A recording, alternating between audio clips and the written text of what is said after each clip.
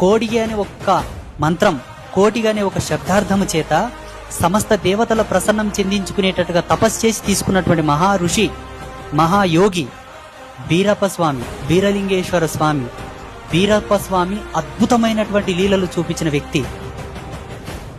సింహం, గొర్రె ఒక చెంతన కూర్చొని మేత మేసినాయి, గడ్డి తిన్నాయి.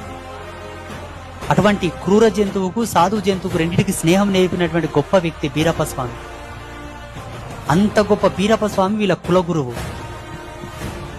ఎన్నో లీలలు చూపించిండు ఆయన, ఎన్నో మహిమలు చూపించిండు. పిడికెడు బండారు కొరకు ఆయన భూదేవినే ప్రసన్నం చేపించి మేలుకొల్పిండు. భూదేవిని ప్రత్యక్షం చేసుకొని మాట్లాడిండు. నీ ఎదసన్నుల నుంచి నాకు పిడికెడు బండారి అని అడిగిండు బీరప్ప స్వామి.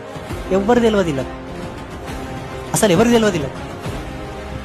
భూదేవిని తట్టి లేపిండు ఆయన.